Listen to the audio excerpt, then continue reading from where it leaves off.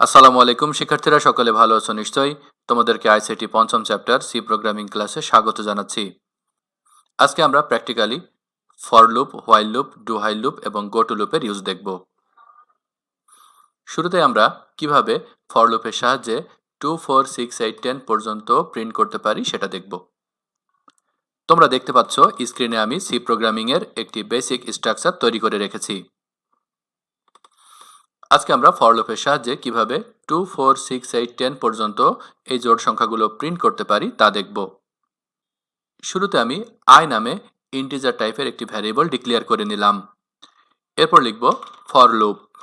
তোমরা জানো ফর লুপের সাথে তিনটি জিনিস থাকে: শুরু, শর্ত, বৃদ্ধি। লুপটি শুরু হবে 2 থেকে, তাই আমি I এর ভ্যালু দিয়ে দিলাম 2। শর্ত হলো 2 থেকে শুরু হয়ে 10 বা তার ছোট সংখ্যা পর্যন্ত লুপটি চলবে। তার মানে I এর ভ্যালু হবে 10 থেকে ছোট বা 10 এর সমান। প্রতিবার I এর ভ্যালু 2 করে বাড়বে, তাই I ইকুয়াল I প্লাস 2 লিখে দিলাম। এরপর লুপের বডিতে প্রিন্টএফ ফাংশনের সাহায্যে আমরা I এর ভ্যালু প্রিন্ট করে দেখব। চলো কোডটি রান করে দেখি। তোমরা দেখতে পাচ্ছ আউটপুটে আমরা 2, 4, 6, 8, 10 দেখতে পাচ্ছি, তার মানে কোডটি পারফেক্টলি কাজ করছে। এবার আমরা হোয়াইল লুপের সাহায্যে 2, 4, 6, 8, 10 পর্যন্ত প্রিন্ট করে দেখাবো। আমি এটুকু ক্লিয়ার করে নিচ্ছি। তোমরা জানো হোয়াইল লুপের শুরুতে I এর ভ্যালু দিয়ে দিতে হয়, তাই আমি I এর ভ্যালু সেট করে দিচ্ছি 2। এবারে আমি হোয়াইল লুপ ইউজ করছি। হোয়াইল লুপের সাথে কি হয়? শর্ত হয়, তাই আমি শর্তটা দিয়ে দিচ্ছি যে I এর ভ্যালু যতক্ষণ না 10 এর ছোট বা 10 পর্যন্ত থাকবে ততক্ষণ এই লুপ কাজ করবে। এবার আমি প্রিন্টএফ ফাংশনের সাহায্যে কাজটা লিখব। প্রিন্টএফ কি কাজ?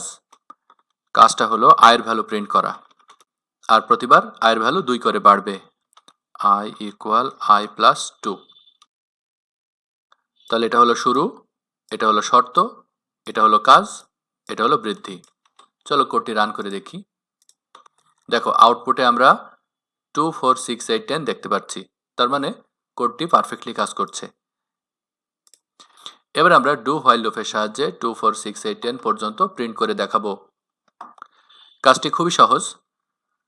আমি এই হোয়াইলের অংশটুকুকে যদি নিচে নিয়ে যাই আর এই জায়গাটিতে যদি ডু লিখে দেই, তাহলেই এই লুপটার নাম হয়ে যাবে ডু হোয়াইল লুপ। চলো কোডটি রান করে দেখাচ্ছি। তোমরা দেখতে পাচ্ছ আউটপুটে 2, 4, 6, 8, 10 লেখা দেখাচ্ছে। এবারে আমরা গো টু লুপের সাহায্যে 2, 4, 6, 8, 10 পর্যন্ত প্রিন্ট করে দেখাবো।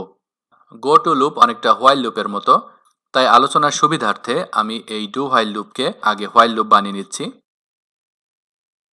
এটি একটি হোয়াইল লুপ। তোমরা জানো গো টু লুপে একটি জিনিস বেশি ইউজ করতে হয়, তা হলো লেভেল। আমরা এই শর্তের ওপর এই লেভেলটি ইউজ করব। এখানে আমরা লেভেল হিসেবে স্টার্ট ওয়ার্ডটি ইউজ করব, আর এই হোয়াইলের পরিবর্তে আমরা ইউজ করব ইফ। কাজ বৃদ্ধি একই রকম থাকবে, শুধুমাত্র লুপের বডির মধ্যে আমরা লিখব গো টু লেভেল সেমিকোলন।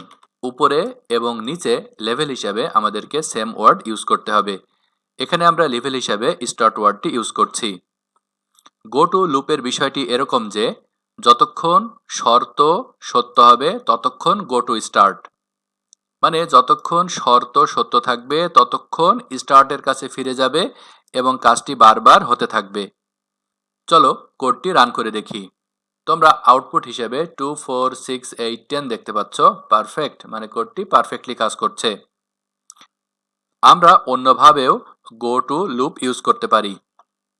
আমরা এই শর্তটি লুপের বডির মধ্যে গো টু লেভেলের সামনে লিখলেও কোডটি একই রকম কাজ করবে। চলো কোডটি রান করে দেখি। তোমরা দেখতে পাচ্ছ আউটপুট হিসেবে 2, 4, 6, 8, 10 শো করছে, মানে কোডটি পারফেক্টলি কাজ করছে।